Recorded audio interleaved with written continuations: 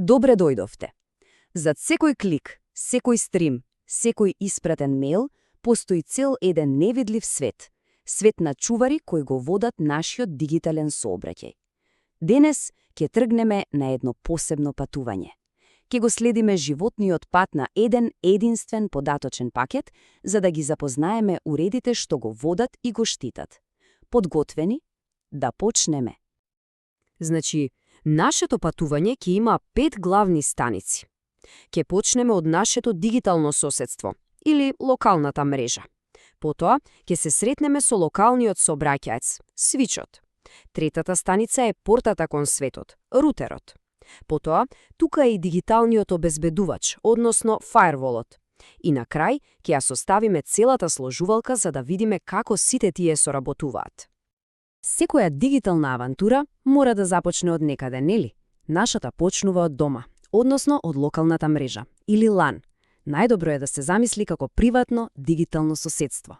Тоа е безбеден простор каде што компјутерот, телефонот, печатачот, сите можат слободно да разговараат еден со друг.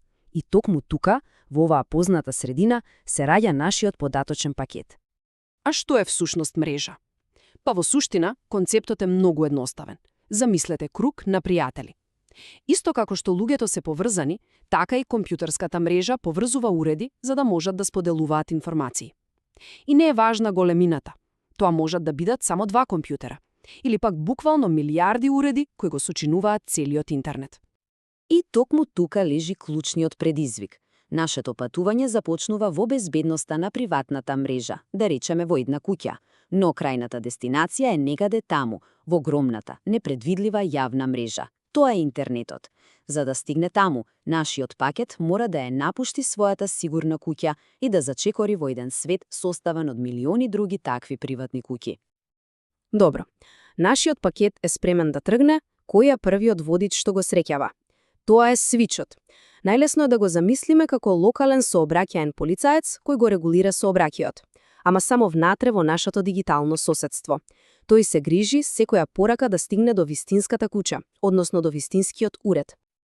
Значи, главната задача на свичот е да биде интелигентен поштар, но само внатре во локалната мрежа.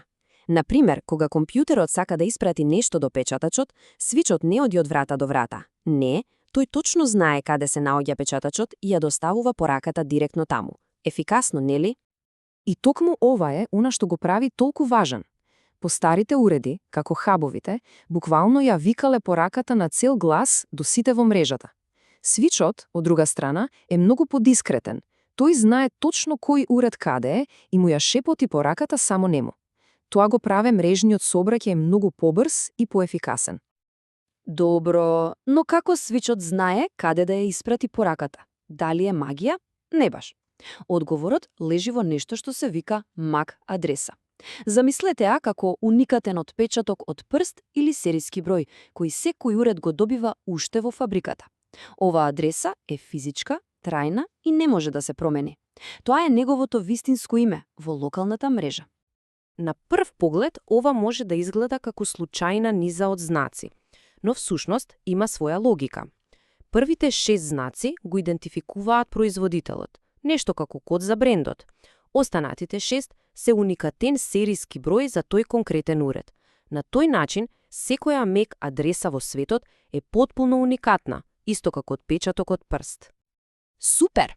Нашиот пакет успешно се движи низ локалното соседство.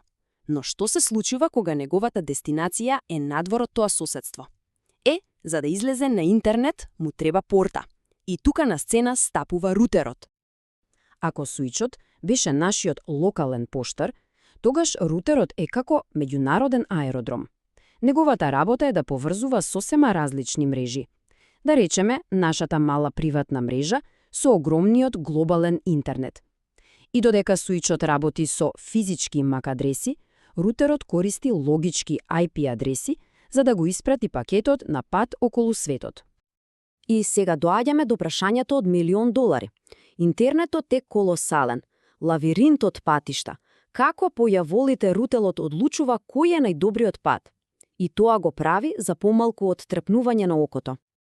Па замислете ги рутерите како еден огромен тим на GPS навигатори. Тие постојано взборуваат меѓу себе, разменувајќи мапи за тоа каква е состојбата на интернетот во моментот. Врз основа на тие мапи, тие пресметуваат која е најдобрата рута, земајќи предвид работи како брзина, каде има сообраќаен метеж и колку застанувања има на патот. Целта е секогаш иста – најбрза и најсигурна достава. Значи, ајде да го сумираме ова, бидејќи е навистина важно. MAC адресата е како името на улицата и бројот на куќата. Се користи само за локална достава во нашето соседство. IP адресата, од друга страна, е како поштенскиот код и градот. Се користи за испраќање пакети низ целата земја, па и низ целиот свет. Едноставно кажано, свичот се грижи за MAC, рутерот за IP. Океј, нашиот пакет е на излезот. Спремен е да патува низ светот. Но чекајте малку. На самата граница, помеѓу нашата безбедна мрежа и дивиот свет на интернетот, стои уште еден, последен чувар. Дигиталниот обезбедувач или фаерволот. Најдобрата аналогија за фаервол е гранична контрола. Буквално, тој стои на работ на мрежата и го проверува пасушот на секој податочен пакет што сака да влезе или да излезе. Врз основа на сетот правила тој одлучува. Ти можеш да поминеш, ти не можеш. Тоа е нашата прва и често најважна линија на одбрана. И ова не е само површна проверка. Фаерволот е темелен. Освен што гледа од каде доаѓа и каде оди пакетот, тој го проверува и бројот на портата. Замислете дека IP адресата е адреса на зграда, а портите се броевите на становите.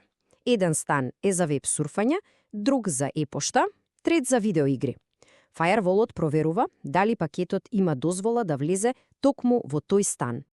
Тука главно имаме два типа. Првиот, stateless, е како обезбедувач на врата со список. Гледа дали си на списокот и тоа е тоа. Помалку интелигентен е. Другиот, stateful, е многу попаметен. Тој е како добар рецепционер што ја следи целата конверзација. Знае кој што побарал и очекува одговор. Тоа го прави далеку посигурен.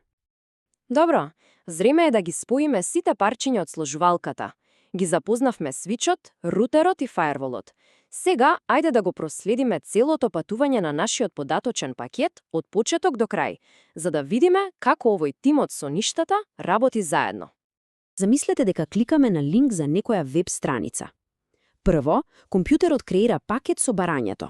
Второ, свичот, локалниот поштар, го зема пакетот и го носи до излезната врата, рутерот. Трето, рутерот, нашиот светски навигатор, гледа на мапата и вели окей, најдобриот пат е овој, и го праќа на пат. Четврто, пред да излезе, фаерволот, строгиот граничар, го проверува и му дава печат. И на крај, кога пакетот ќе стигне и ќе добие одговор, целиот процес се повторува наназад. И сето ова се случува милиони пати дневно со брзина на светлината. И зошто е сето ова воопшто важно? Па затоа што овие уреди не се само кутии со лампички што светат. Тие се темелот на целиот наш дигитален свет.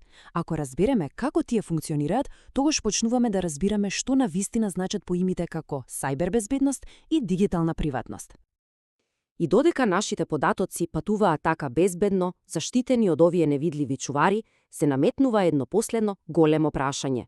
Со оглед на нивната огромна моќ и одговорност, кој ги надгледува чуварите, кој ги поставува правилата на игра и кој гарантира дека тие правила секогаш работат во наш интерес. Тоа е нешто за размислување. Ви благодарам што бевте со нас на ова дигитално патување.